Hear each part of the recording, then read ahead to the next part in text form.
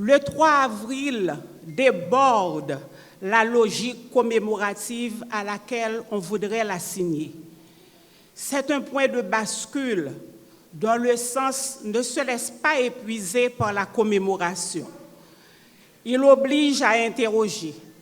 Nous nous confondions aux écrits de Simone de Beauvoir, de Clara Zetkin, aux côtés de ceux de Madeleine Sylvain Bouchereau et de Cléante Valsin. Mais le 3 avril a déplacé ses savoirs.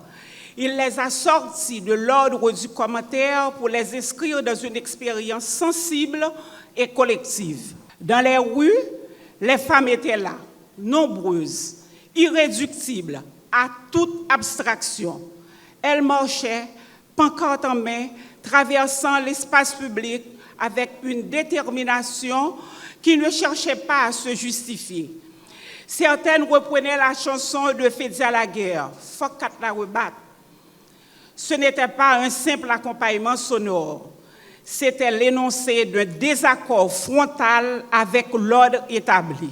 Au-delà des activités commémoratives, une question s'impose. Une question que nous ne pouvons pas esquiver. Qu'avons-nous réellement changé? Je serai claire. Si, après 40 ans de combat, les femmes de mon pays, de notre pays, continuent de vivre dans la peur, si leurs droits restent encore fragiles, si leur dignité est encore négociable, alors nous devons avoir le courage politique et moral de dire quelque chose ne fonctionne pas encore. Oui, il y a eu des lois. Oui, il y a eu des conventions signées et ratifiées par Haïti eu égard à la protection et au respect des droits des femmes et des filles. Oui, il y a eu des discours. Mais la réalité, quant à elle, elle ne ment pas. Trop de femmes sont encore seules face à la violence.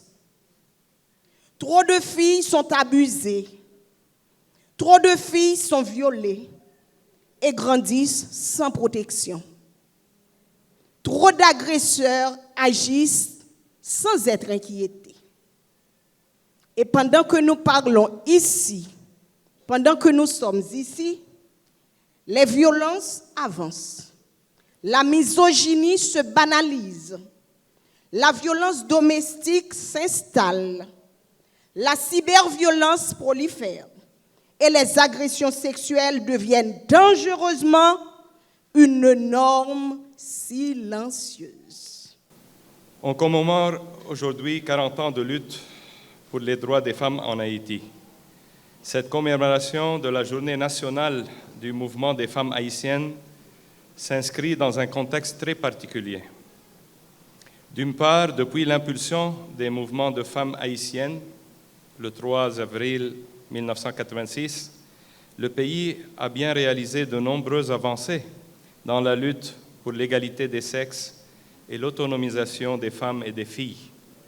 Cependant, le quotidien de beaucoup de femmes et filles haïtiennes est malheureusement toujours marqué par des violences persistantes, une crise profonde et multidimensionnelle. Le Fonds des Nations Unies, l'UNFPA, voudrait vous renouveler aujourd'hui, à cette occasion, son engagement dans ce combat lié à la lutte pour l'égalité, la justice et la dignité au cours de ces 4 décennies et dans un avenir long. Le combat ne sera pas uniquement porté par les femmes, mais par nous toutes et tous ensemble aussi. L'UNFPA félicite les femmes leaders haïtiennes ici présentes qui ont ouvert la voie vers plus de justice et d'égalité. Cet anniversaire nous invite également à regarder la réalité en face en Haïti. L'avenir dépend de notre capacité à garantir que chaque femme et chaque fille puissent vivre libre, en sécurité et dans la dignité. Si l'UNFPA investit pour appuyer les femmes qui se trouvent en première ligne dans le combat, par exemple, contre la mortalité maternelle, c'est pour reconnaître et honorer les droits de toutes les femmes haïtiennes qui bénéficieront de ces soins de qualité et qui œuvrent dans le secteur de la santé, par exemple, pour que chaque femme, peu importe où elle se trouve, ait accès à des soins de qualité. De plus de 5 décennies en Haïti, notre organisation reste fidèle à son mandat et accompagne le pays dans la promotion des droits et du bien-être des femmes, des filles et des jeunes. Son mandat repose sur une vision très claire, à travers 3 objectifs transformateurs, qui sont 0 décès maternel évitable, 0 besoin non satisfait en planification familiale et 0 violence basée sur le genre. Le 3 avril 1986 demeure une date historique dans la lutte des femmes haïtiennes. Ce jour-là, des milliers de femmes sont descendues dans les rues pour exiger justice, dignité, égalité et reconnaissance. Elles ont refusé le silence. Elles ont refusé l'effacement. Elles ont refusé que les femmes continuent d'être spectatrices d'un pays qu'elles contribuent pourtant à construire chaque jour. Le 3 avril 1986, pas seulement une date, c'était un lever campé, c'était une révolution, notre conscience femme haïtienne. Ces femmes ont marché avec courage, elles ont marché avec conviction. Elles ont marché pour ouvrir la voie à toutes celles qui aujourd'hui encore se battent pour une Haïti plus juste, plus équitable, plus inclusive. Nous rendons hommage à ces pionnières, à ces militantes infatigables, à ces femmes de conviction qui ont bravé les menaces, l'exclusion et parfois même la répression. Nous saluons la mémoire des organisations qui ont marqué cette lutte, notamment la Ligue féminine d'action sociale et Femmes d'Haïti, qui ont porté haut et fort la voix des femmes haïtiennes. Mais commémorer, ce n'est pas seulement se souvenir. Commémorer, c'est aussi mesurer le chemin parcouru et regarder avec lucidité ce qu'il reste à accomplir. Oui, des progrès ont été réalisés. Aujourd'hui, au sein de l'institution électorale, nous pouvons constater des avancées significatives. Nous avons enregistré 40% de femmes dans le personnel électoral. Le décret de 2025 prévoit des mesures incitatives en faveur des partis politiques qui présentent plus de 30% de femmes candidates. Et dans nos approches de formation, de sensibilisation et d'accompagnement, la dimension genre prend progressivement une place plus importante. Ces avancées sont importantes, elles sont réelles, mais elles demeurent insuffisantes. Car nous le savons toutes et tous, les femmes continuent de faire face à de nombreux obstacles.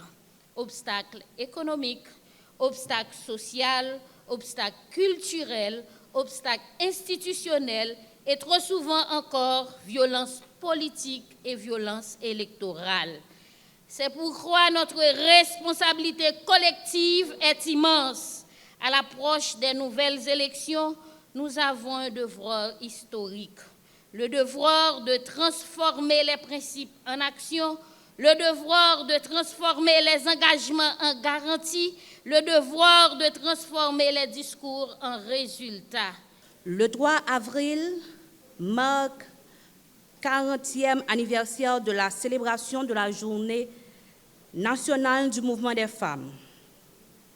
Durant ces 4 décennies, les revendications pour une société plus juste, plus équitable et plus inclusive ont toujours été le fer de lance sans volonté favorable de ces militants et tant d'autres.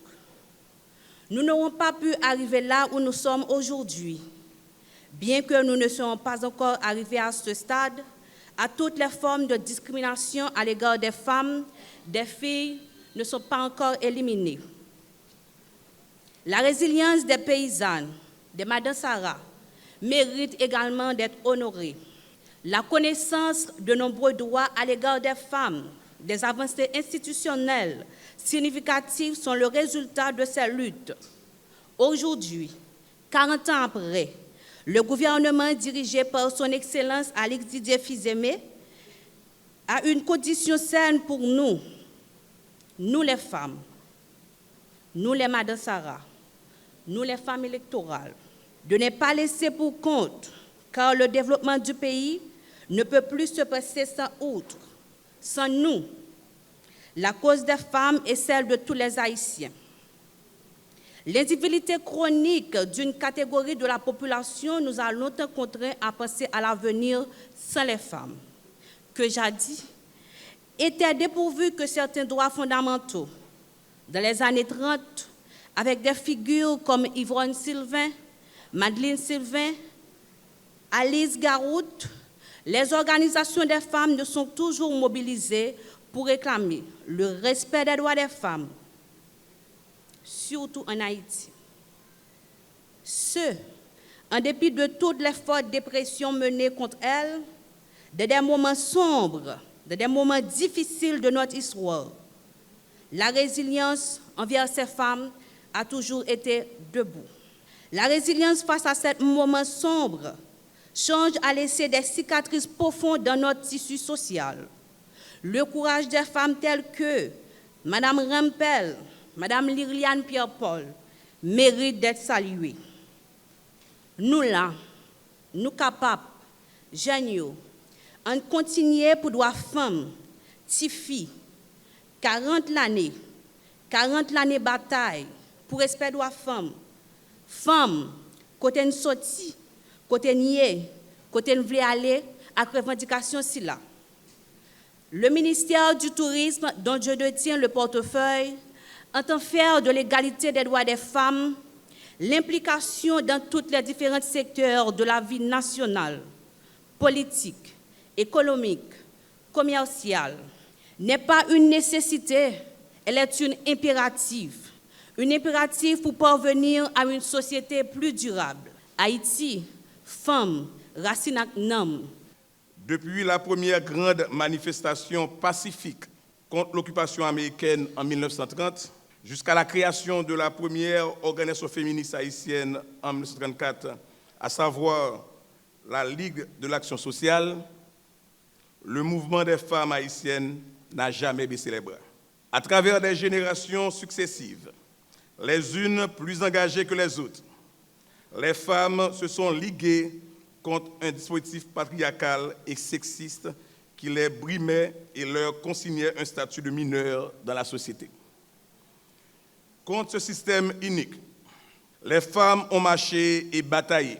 Elles ont critiqué, dénoncé et combattu ce système jusqu'à provoquer des réformes constitutionnelles et législatives qui ont rétabli la femme haïtienne dans ses pleins droits en toute égalité avec les hommes. Mesdames et messieurs, chers invités, en participant à la cérémonie d'aujourd'hui et prenant la parole, j'entends joindre avec vous et à toutes les femmes haïtiennes engagées dans cette lutte, hier et aujourd'hui, pour célébrer les progrès de la société haïtienne en matière de protection des droits des femmes. Il revient à nous, hommes et femmes des générations présentes, de consolider ces acquis et de continuer la lutte. Il faut poursuivre la lutte, car les discriminations sexistes ont la vie dure, surtout dans le contexte actuel des nouvelles technologies de la communication. Il faut continuer la lutte, parce qu'il ne suffit pas de protéger et de garantir les droits par la seule promulgation de quelques lois, mais il faut les respecter et les rendre effectifs. Enfin, il faut continuer la lutte parce que par-delà les droits civils et politiques, les droits économiques et sociaux des femmes haïtiennes demeurent largement bafoués et l'importance de leur rôle dans l'économie est sous-estimée. Grâce aux travaux critiques de l'économiste Mireille Neptune Anglade, nous savons que nous avons occulté pendant longtemps le travail domestique des femmes haïtiennes et d'évaluer leur travail marchand. Aujourd'hui, il est documenté que les femmes sont au cœur de l'économie nationale. Elles animent les marchés publics de nos villes et nos sections communales. Elles sont les Madame Sarah, qui permettent aux produits de circuler d'un bout à l'autre sur le territoire national. Malgré vents et marées, Elle dirige des micros, petites et moyennes entreprises. Elles innovent dans l'artisanat, le commerce et le secteur de la transformation. Bref, elles sont les poteaux-mitants de la société et de l'économie nationale. Nous nous réunissons aujourd'hui avec émotion et fierté pour commémorer la marche historique des femmes du 3 avril 1986. Un moment charnière dans l'histoire de notre démocratie et de la lutte pour l'égalité en Haïti. Ce jour-là, des milliers de femmes haïtiennes ont investi les rues avec courage, détermination et espoir. Leurs revendications s'accentuaient sur la lutte contre les violences faites aux femmes et aux filles, la participation politique des femmes, ainsi que l'autonomisation économique. Elles exigeaient la fin des discriminations, la reconnaissance de leurs droits et leur inclusion pleine et entière dans la vie politique, économique et sociale du pays. 40 ans plus tard, il est de notre devoir de mesurer le chemin parcouru, d'évaluer les défis persistants et de tracer ensemble les perspectives d'avenir. À la suite des revendications légitimes des femmes de 1986, l'État haïtien a réalisé des avancées importantes. Au chapitre des avancées, nous pouvons affirmer avec fierté que des progrès significatifs ont été réalisés. Le cadre légal s'est progressivement renforcé pour mieux protéger les droits des femmes. Des institutions ont été mises en place pour promouvoir l'égalité de genre. La participation des femmes à la vie publique et politique, bien que perfectible, s'est accrue. Les questions liées aux violences basées sur le genre, autrefois reléguées au silence, sont aujourd'hui au cœur du débat public. En guise d'évaluation, 40 ans plus tard, les avancées sont réelles et significatives. Grâce aux luttes menées par les organisations féministes et féminines et à l'engagement des institutions publiques, notamment du ministère de la Condition féminine et des droits de la femme, nous avons enregistré l'adoption de la politique d'égalité femmes-hommes 2014-2034, qui marque une volonté structurée de réduire les inégalités et de promouvoir l'autonomisation des femmes. De plus, l'inscription dans la Constitution du principe d'un quota d'au moins 30% de femmes dans les instances de décision constitue une avancée majeure vers une représentation plus équitable.